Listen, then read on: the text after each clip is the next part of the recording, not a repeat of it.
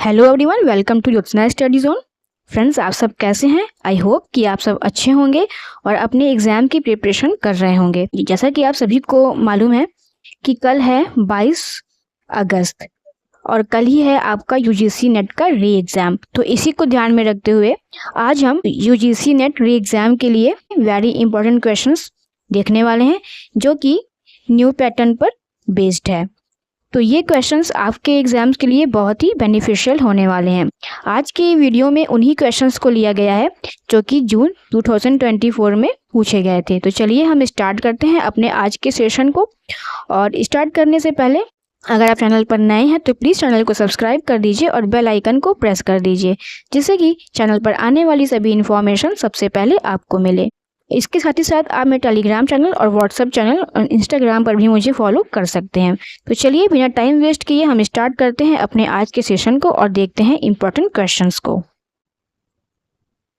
तो आज का पहला क्वेश्चन है कि सारंग देव के अनुसार अंतर गंधार किस श्रुति पर स्थापित है। ये क्वेश्चन जो है जून 2024 में पूछा गया है। 9वीं श्रुति पर, 10वीं श्रुति पर, 11वीं श्रुति पर या 12वीं श्रुति पर। तो इस क्वेश्चन का राइट आंसर हो जाएगा ऑप्शन 3, 11वीं श्रुति पर। सारंग देव जी के अनुसार अंतर गंधार जो है वो 11वीं श्रुति पर स्थापित है। इस क्वेश्चन का राइट आंसर ऑप्शन 3 हो जाएगा, 11वीं श्रुति। सारंग देव जी की बात करें तो इन्होंने जो है संगीत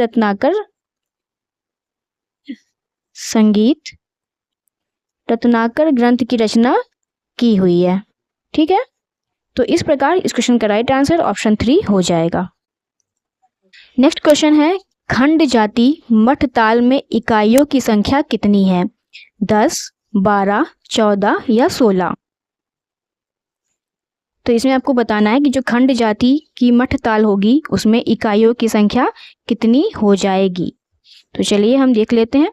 तो जैसा कि अभी आपको पता है कि खंड जाति जो हमारी होती है वो 5 मात्रा की होती है। ठीक है, खंड जाति में 5 मात्रा होती है। और यहाँ मठ ताल की बात कर रहा है। मठ ताल का चिन्ह क्या है? मठ ताल का चिन्ह ये होता है लघु गुरु लघु। तो इसमें हम खंड जाति के अकॉर्डिंग इसे अरेंज कर लेते हैं। खंड जाति के हिसाब से लघु की मात्रा 5 हो जाएगी, गुरु की 2 हो जाएगी और ये लघु है फिर 5 हो जाएगी। तो इसे हमें प्लस कर लेना है, 5 + 5 + 2 12। तो इस प्रकार इसमें इकाइयों की संख्या जो है वो 12 हो जाएगी। इस क्वेश्चन का राइट आंसर ऑप्शन 2 हो जाएगा। तो आप देख सकते हैं कि इसका राइट आंसर ऑप्शन 2 12 होगा। इस तरह से आप क्वेश्चन को सॉल्व कर सकते हैं। ये क्वेश्चन अभी हाल ही में पूछा गया था जून 2024 नेट के एग्जाम में। नेक्स्ट क्वेश्चन है, उस ताल को पहचानिए जिसमें 10 से अधिक मात्राएं हैं। इसमें हमें बताना है कि वह कौन सी ताल है जिसमें 10 से अधिक मात्राएं होती हैं। रूपक ताल, बसंत ताल, रुद्र ताल, दादरा ताल या सवारी ताल। तो चलिए हम देख लेते हैं इसे। तो रूपक ताल जो है वो हमारी 7 मात्रे की ताल होती है, बसंत ताल 9 मात्रे की होती है, रुद्र ताल 11 मात्रे की होती है, दादरा ताल 6 मात्रे की होती है और सवारी ताल जो है वो 15 मात्रे की ताल होती है। तो इसमें आपको दिख रहा होगा कि इसमें 2 ही तालें हैं जो कि 10 मात्रा से अधिक हैं। एक तो है रूपक रुद्र ताल, दूसरा है सवारी ताल। तो इसके अकॉर्डिंग हमारा आंसर जो है 3 और 5 राइट हो जाएगा। तो चलिए हम यहाँ पर देख लेते हैं कि हमारा सही आंसर क्या है। तो जैसा कि आप देख रहे हैं कि इसमें ऑप्शन बी में 3 और 5 है। तो इस प्रकार हमारा राइट आंसर ऑप्शन बी हो जाएगा, केवल 3 और 5। 3 और 5, 3 और 5 जो है राइट आंसर हो जाएगा। नेक्स्ट क्वेश्चन है, निम्न में से किसमें गत नहीं पाया जाता? सितार में, तबला में, ख्याल में या वायलिन में। तो जैसा कि आप सभी को पता है कि गत जो है एक वादन क्रिया है, वादन की चीज़ है। गत का वादन किया जाता है। तो आप यहाँ पर देख सकते हैं कि सितार में गत का वादन किया जाता है, तबला में किया जाता है और वायलिन में किया जाता है, लेकिन ख्याल में गत का वादन नहीं किया जाता। तो इस प्रकार इस क्वेश्चन का राइट आंसर ऑप्शन 3 हो जाएगा, ख्याल। ख्याल में गत का वादन नहीं किया जाता, ख्याल में गत नहीं पाया जाता है। इस प्रकार इस क्वेश्चन का राइट आंसर ऑप्शन 3 हो जाएगा। नेक्स्ट क्वेश्चन है, वाद्य यंत्र संगीत में जोड़ को निम्नलिखित को पूरा करने के बाद बजाया जाता है। गत, आलाप, तान या झाला। अब इस क्वेश्चन को समझने की कोशिश कीजिए। इसमें बोल रहा है कि जब हम वाद्य यंत्र पर जब बजाते हैं संगीत, तो उसमें जो है किसको बजाने के बाद जोड़ को बजाया जाता है। ठीक है, वाद्य यंत्र संगीत में जोड़ को निम्नलिखित को पूरा करने के बाद, तो इसमें से वो कौन सी चीज़ है जिसको बजाने के बाद हम जोड़ का वादन करते हैं। जैसा आपको पता होगा कि हम आलाप के बाद जोड़ बजाते हैं। इस प्रकार इस क्वेश्चन का राइट आंसर ऑप्शन 2 हो जाएगा, आलाप। नेक्स्ट क्वेश्चन है, भरत मुनि ने अपने कौन से अध्याय में रस का उल्लेख किया है? दूसरे अध्याय में, चौथे अध्याय में, छठे अध्याय में या 8वें अध्याय में? भरत मुनि जिनका की ग्रंथ है नाट्य शास्त्र, तो भरत मुनि जी ने अपने ग्रंथ नाट्य शास्त्र में किस अध्याय में रस का उल्लेख किया हुआ है? तो इस क्वेश्चन का जो राइट आंसर हो जाएगा वो हो जाएगा ऑप्शन 3, छठे अध्याय में। भरत मुनि जी ने नाट्य शास्त्र में छठे अध्याय में रस का उल्लेख किया हुआ है। इस क्वेश्चन का राइट आंसर ऑप्शन 3 हो जाएगा।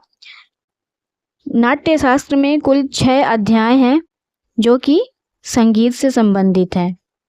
ठीक है, 6 अध्याय हैं जो कि संगीत से संबंधित हैं। वो 6 अध्याय कौन कौन से हैं? तो 28वें अध्याय से लेके 33वें अध्याय तक हमें संगीत की चर्चा मिलती है और नाट्यशास्त्र में कुल 36 अध्याय होते हैं। तो इस प्रकार हम देखें तो इस क्वेश्चन का राइट आंसर जो बन रहा है वो ऑप्शन 3 बन रहा है, छठा अध्याय। नेक्स्ट क्वेश्चन है, संगीत के व्यवहारिक पहलुओं पर शोध देखा जाता है। राग और मधुर गीतों का विश्लेषण, राग और मधुर गीतों का विश्लेषण, ध्वनि शास्त्र का अध्ययन, याज का विकास या संगीत लक्ष्मण ग्रंथ। सॉरी, ये लक्ष्मण नहीं है, इसको ध्यान दीजिएगा आप लोग, ये लक्ष्मण नहीं है, संगीत लक्षण ग्रंथ। ठीक है, ये संगीत लक्षण ग्रंथ है। तो बताना है आपको कि संगीत के व्यवहारिक पहलुओं पर शोध इसमें से किसमें देखा जाता है? तो संगीत के व्यवहारिक पहलुओं पर शोध देखा जाता है राग और मधुर गीतों के विश्लेषण में। इस क्वेश्चन का राइट आंसर ऑप्शन 1 हो जाएगा, राग और मधुर गीतों के विश्लेषण में संगीत के व्यवहारिक पहलुओं पर शोध देखा जाता है। नेक्स्ट क्वेश्चन है, करगाटम कहाँ का लोक नृत्य है? कर्नाटक का, केरल का, तमिलनाडु का या आंध्र प्रदेश का? इस क्वेश्चन का राइट आंसर हो जाएगा ऑप्शन 3, तमिलनाडु। करगाटम जो है वो तमिलनाडु का एक लोक नृत्य है। इस क्वेश्चन का राइट आंसर ऑप्शन 3 हो जाएगा। वहीं अगर हम आंध्र प्रदेश की बात करें तो आंध्र प्रदेश में हमारा कौन सा लोक नृत्य प्रचलित है? इसका आंसर आप लोग बता सकते हैं। जी हाँ, आंध्र प्रदेश में जो है कुचिपुड़ी।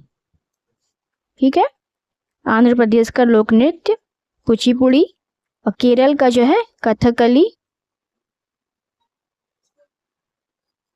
वहीं कर्नाटक की अगर बात करें तो यहाँ का यक्षगान प्रसिद्ध है।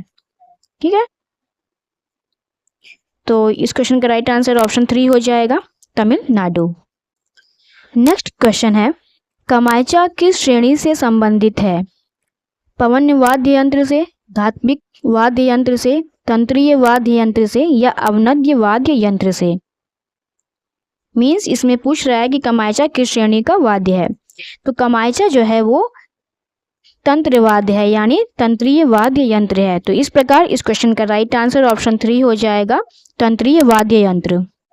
नेक्स्ट क्वेश्चन है, किसी रचना में गमक का अर्थ होता है मनोहारी प्रस्तुति, राग भाव को बढ़ाना, शब्दों की सुंदरता या रचना की प्रामाणिकता। तो यहाँ पर विकल्प दिए हुए हैं, इसके अकॉर्डिंग आपको आंसर देना है। तो किसी रचना में गमक का अर्थ होता है मनोहारी प्रस्तुति और रचना की प्रामाणिकता। तो इस प्रकार अगर हम देखें तो इस क्वेश्चन का जो हमारा राइट आंसर हो जाएगा वो ऑप्शन 4 हो जाए, वो ऑप्शन 2 हो जाएगा, ऑप्शन ए और डी। ठीक है, किसी रचना में गमक का अर्थ मनोहारी प्रस्तुति होता है और राग की प्रामाणिकता। तो इस प्रकार इस क्वेश्चन का राइट आंसर ऑप्शन 2 हो जाएगा। नेक्स्ट क्वेश्चन है, राग रागिनी वर्गीकरण प्रणाली पाई जाती है चतुर्दंडी प्रकाशिका में, संगीत दामोदर में, संगीत रत्नाकर या बृहद देशी में? तो राग रागनी वर्गीकरण जिसमें पाया जाता है वो है संगीत दामोदर। संगीत दामोदर में हमें राग रागनी वर्गीकरण प्रणाली प्राप्त होती है। तो इस प्रकार इस क्वेश्चन का राइट आंसर ऑप्शन 2 हो जाएगा, संगीत दामोदर। इनके अगर रचयिता की बात करें कि संगीत दामोदर ग्रंथ किन्होंने लिखा है, तो वो लिखा है शुभांकर जी ने। ठीक है, शुभांकर जी ने इस ग्रंथ की रचना की हुई है। वही अगर चतुर्दंडी प्रकाशिका की बात करें तो आप सभी जानते हैं व्यंकटमुखी जी ने इसकी रचना की हुई है, व्यंकटमुखी। और संगीत रत्नाकर जी का, जैसे मैंने अभी आपको बताया, पंडित शारंग देव जी इनके रचनाकार हैं। और बृहददेसी के आप जानते हैं मतंग मुनि।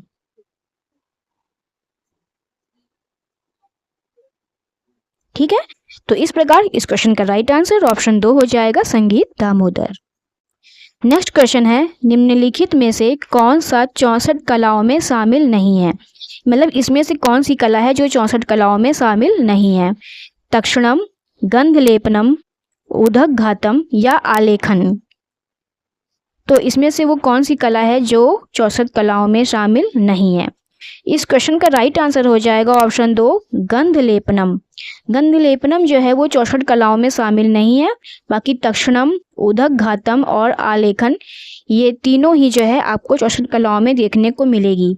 फ्रेंड्स, मैं आपको नेक्स्ट वीडियो में या फिर एग्जाम्स के बाद जो आपको वीडियो मैं बनाऊंगी, तो वहाँ मैं आपको विस्तार से 64 कलाओं के बारे में एक सेपरेट वीडियो में बना दूंगी, जिसमें कि आप इन 64 कलाओं को देख सकेंगे। तो चलिए हम नेक्स्ट क्वेश्चन पे चलते हैं।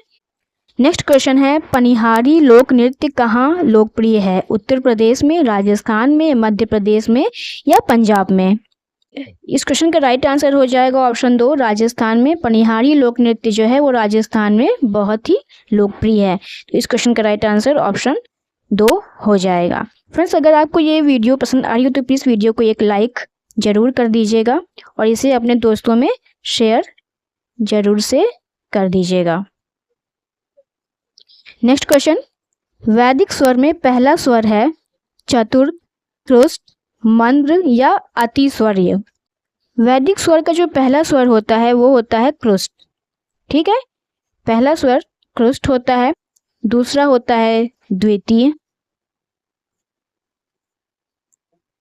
तीसरा तृतीय, चौथा चतुर्थ, पांचवा मंद्र, छठा होता है तार और सातवां अतिस्वर्य। ठीक है, तो इस प्रकार अगर हम देखें तो इसका राइट आंसर ऑप्शन 2 हो जाएगा, क्रुष्ट। नेक्स्ट क्वेश्चन है, 72 मेल योजना में चित्रांबरी की संख्या क्या है? चित्रांबरी एक राग है, तो इसकी संख्या जो है 72 मेल योजना में क्या है? 61 यानी 61, 66, 11 या 16? इस क्वेश्चन को सॉल्व करने के लिए हमें सबसे पहले कट प्यादी का नियम आना चाहिए। ठीक है, इसके लिए हमें कट प्यादी का नियम पता होना चाहिए। इसी नियम के आधार पे हम इस क्वेश्चन को सॉल्व कर सकते हैं। तो कट प्यादी के अनुसार अगर हम देखें तो चित्रांबरी की जो संख्या है वो है 66। इस क्वेश्चन का राइट आंसर ऑप्शन 2 हो जाएगा, 66। की 72 मेल योजना में चित्रांबरी की क्रम संख्या 66 होती है। तो इस प्रकार इस क्वेश्चन का राइट आंसर ऑप्शन 2 हो जाएगा। तो फ्रेंड्स, ये थे आज के क्वेश्चंस जो कि न्यू पैटर्न पर बेस्ड थे। इसे आप लोग जरूर से देख के जाइएगा, क्या पता कि कल के एग्जाम्स में आपको इनसे मिलते जुलते क्वेश्चंस आपको देखने को मिले। तो इसको आप लोग एक बार जरूर से देख लीजिएगा। ये बिल्कुल न्यू पैटर्न पर आधारित है। इसमें वही क्वेश्चंस हैं जो कि अभी जो लास्ट में एग्जाम हुआ था जून में नेट का, उसी का है। तो इसको आप लोग ध्यान से देख लीजिएगा और कल के एग्ज़ाम के लिए आपको बेस्ट ऑफ लक।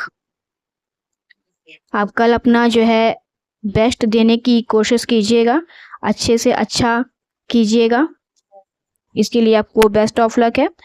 आपका कल का एग्ज़ाम बहुत ही अच्छा जाए और आप लोग नेट JRF क्लियर कर लें, यही मेरी आशा है, यही मेरी मां शारदे से प्रार्थना है, आप लोग सफल हो। तो फ्रेंड्स, अगर आपको ये वीडियो अच्छी लगी हो तो प्लीज़ वीडियो को लाइक कीजिएगा और चैनल को सब्सक्राइब करके बेल आइकन को ज़रूर से प्रेस कर दीजिएगा। तो चलिए फ्रेंड्स, मिलते हैं हम नेक्स्ट वीडियो में। तब तक के लिए आप अपनी प्रैक्टिस को कंटिन्यू करते रहिए। Thank you.